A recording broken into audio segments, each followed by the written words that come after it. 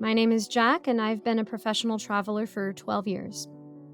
A few months ago, a friend of mine mentioned an allegedly abandoned village deep within the forest near our town. He estimated it would take about a week to reach the village. He believed that if the stories were true, it would be the perfect destination for me to explore and investigate the mysterious disappearance of the villagers. I was immediately intrigued and agreed to embark on this journey. The prospect of uncovering the truth about this village was thrilling.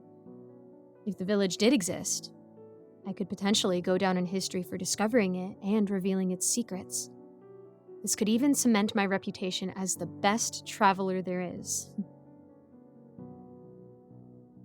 I was dreaming of fame, and after a week of traveling and camping out in the forest, I was more than shocked and thrilled to realize that this village did indeed exist. I found myself standing on the outskirts, staring into this empty, eerie village. The village was silent, with vines and foliage overgrowing the place, covering every crumbling building and home. Windows were shattered and doors hung off their hinges, creaking in the soft wind. The streets were devoid of any signs of life, and the air was thick, as if the village itself was holding its breath. The sky above had turned gray, casting dark shadows all around me and creating a somber, haunting scene. As I wandered through the empty streets, I noticed remnants of what once was. A child's toy abandoned in the middle of the road, a cart tipped over with its contents spilled and rotting, and a well that looked like it hadn't been used in years. The village seemed frozen in time, a ghostly reminder of a life that once thrived there. Suddenly, I heard a faint scurrying sound, like something was searching for something else. My heart began to race as I followed the noise, leading me to the center of the village. The sound grew louder, more frantic, echoing off the walls of the empty buildings. My curiosity was tinged with fear as I approached the source of the noise. There, in the shadows, I saw it. A creature unlike anything I had ever seen before. It had an alien appearance with skin that seemed to shift colors in the dim light, blending seamlessly with its surroundings. Its eyes glowed a menacing red, and its elongated limbs ended in sharp, claw-like fingers. It moved with a disturbing grace, its head constantly twitching as it searched for something. Me. I quickly ducked behind a dilapidated wall, trying to steady my breathing. The creature's movements became more frantic, and its guttural growls filled the air. I could hear it getting closer, its claws scraping against the ground. I peeked out from my hiding spot and saw the creature's eyes scanning the area, narrowing as it sensed my presence. The fear was unbearable. My heart pounded in my chest as I tried to remain as still as possible. The creature was now just a few feet away, its breath hot and foul, reeking of decay. I could see its shadow growing larger on the ground, inching closer and closer as it crept up behind me. The air around me felt thick with tension, every second stretching into an eternity. Just as it seemed the creature would find me, a sudden noise from a tree limb falling in the opposite direction distracted it.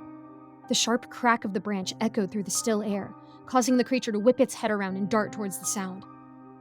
Its swift, predatory movements were both terrifying and mesmerizing. This unexpected diversion gave me the precious seconds I needed to make my escape. I sprinted through the village, not daring to look back. My legs burned with exertion, and my lungs felt like they were on fire, but I couldn't afford to slow down. The enraged howls of the creature echoing behind me, growing louder and more desperate. With every ounce of strength, I pushed myself forward, dodging obstacles and leaping over debris. The streets now felt like a treacherous maze, each turning corner a potential trap. But I had no choice. I had to keep running, hoping against hope that I could outrun the nightmare that pursued me. The village seemed to stretch endlessly, each step feeling like it took me further into a nightmarish labyrinth. The creature was gaining on me now, its presence a constant, terrifying weight at my back. I could hear its claws pounding the ground behind me, each thud a reminder of how close it was. As I ran, I caught a glimpse of more creatures lurking in the shadows, their eyes glowing with the same malevolent light. They watched me with predatory interest, their forms shifting and blending with the darkness. The village was teeming with them, and I realized with growing horror that I had stumbled into a nest of these nightmarish beings. Panic surged through me, threatening to overwhelm my senses, but I forced myself to stay focused. I knew that one wrong move, one moment of hesitation, could be my last. The narrow, winding street seemed to close in around me, each corner hiding new dangers. My only hope was to keep moving, to stay one step ahead of the terror that hunted me. As more creatures lunged out and began to chase me, I could hear my heart thumping in my chest, feeling as though it was about to explode. Finally, I reached the edge of the village and plunged into the forest, the creatures' cries fading into the distance. The dense trees provided a temporary refuge, and I didn't stop running until I was sure I was far enough away. I collapsed against a tree, gasping for breath, my body trembling with exhaustion and fear. Out of breath and trembling, I made it back to civilization. I warned everyone I knew and met to stay away from the abandoned village, telling them the horrifying creatures I had encountered. The village was abandoned for a reason, and I knew I was lucky to have barely made it out alive. The tale of my harrowing escape spread quickly, serving as a grim reminder of the dangers that lurked in the forgotten corners of the world.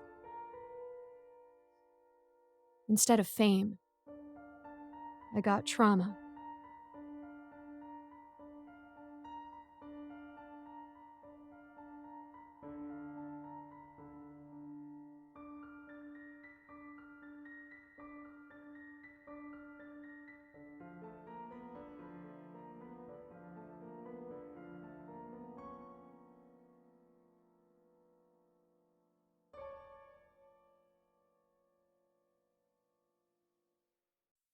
Thanks so much for listening, guys. A quick shout out to my patrons: Kevin Kess, Sabiel Eclipse, 055555, Cormac Wells, Amara, Matthew Steiner, Cupcake Hips, Alonzo, Mr. Sankofa, Michael Milburn, Kozak, Icy Narrates, Jesse Hartley, Eric Cifuentes, Andreas Anderson London, Lawrence Wallen, Geek Sanctuary, Melissa Perez, and this guy. That is someone's actual username. I love that. Thanks again so much for watching, guys. If there's anything you would like me to pray for, I would love to know how I can be praying for you. I hope you have a nice day, and I'll see you in the next video.